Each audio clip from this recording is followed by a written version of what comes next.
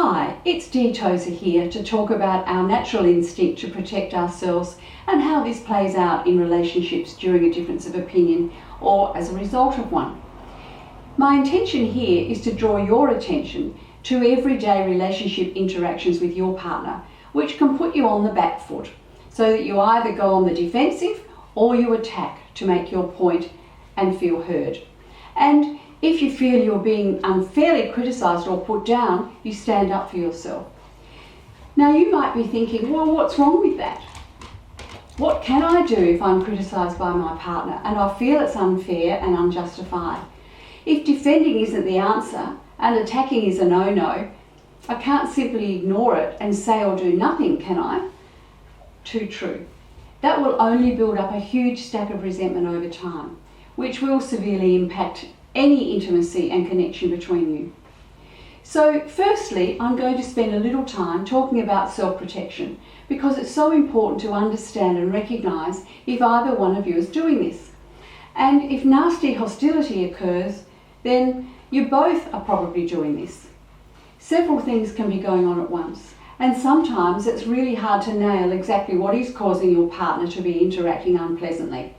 Perhaps criticising or blaming you for what may seem, quite a minor thing to you. Nevertheless, you can feel the sting of the blame. And if we feel it's unfair, we typically go into the classic fight or flight mode. We arc up and attack back, or defend and justify, or turn away and walk out. This is especially strong when we feel in any way emotionally threatened. Any one of these is a reaction to the sting from your partner. Even if it seems a small thing, like your partner pointing out you forgot to get something he or she wanted or asked for from the supermarket.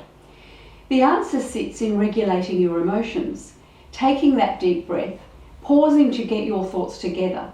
Then, with your emotions under control, to respond with carefully chosen words which do not fuel a fire, that is, replace reacting with responding. All very good in theory, you might be thinking. But what does it look like in real life?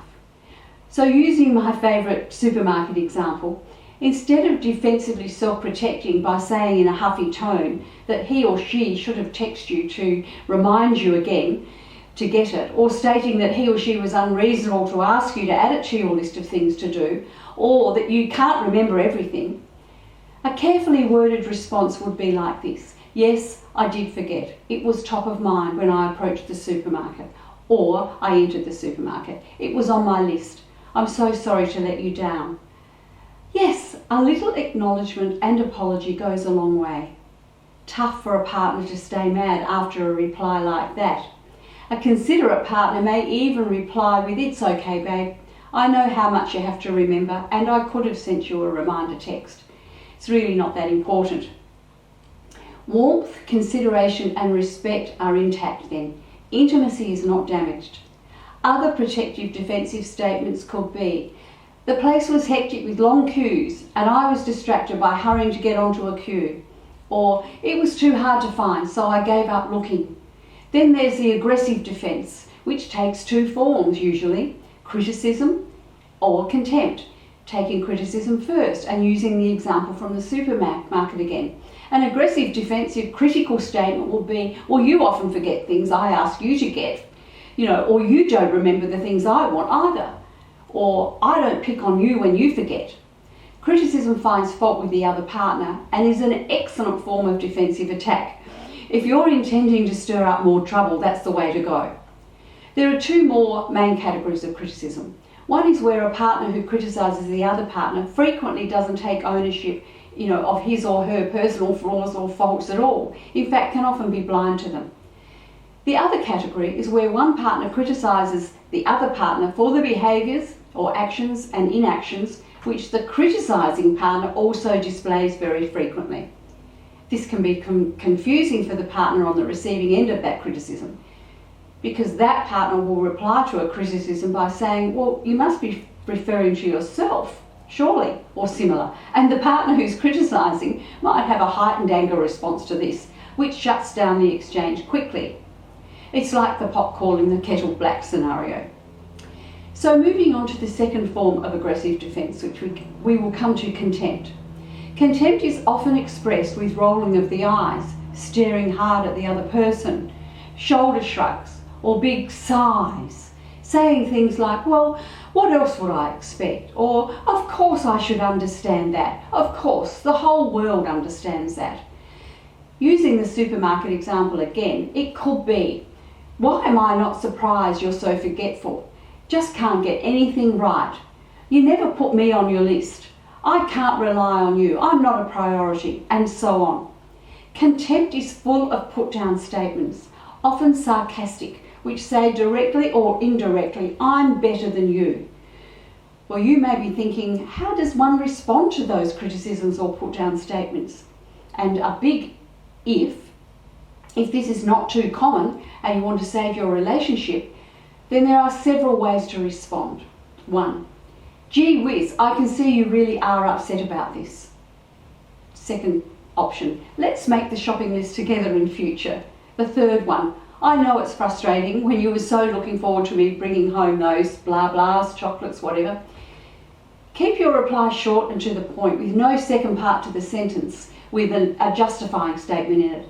It's not reactive then, it doesn't inflame the nastiness. Your disappointed partner feels valued with warmth and connection and having a better chance of remaining intact. Icy coolness is way less likely to take over and communication is kept open, which brings me to move on to the other part of this whole scenario of defending and attacking, and that is, whose fault is it? Okay, this is the next really curly question.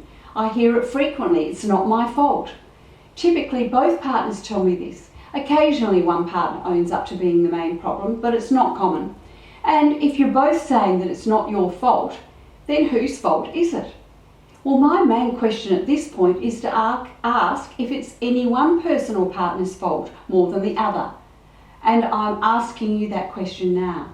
This is not to say there aren't circumstances where one partner has contributed to the problem more than the other partner. However, over all my years with couples, I have to say both partners contribute, maybe not equally. While they may not both play a part in the occurrence leading to a fight, they typically both play a part in the fight interaction and the outcome achieved or not achieved, be that good or bad. Would you like to know how to prevent the accusations, avoid the blame game, get yourselves out of the blame cycle and move forward much more harmoniously and with closer connection? If you know this is damaging your relationship, then hit the I want help button below and get low cost, fast track help right now. Yes, you can. Hit the button below. Dee Tozer, signing off. Bye for now.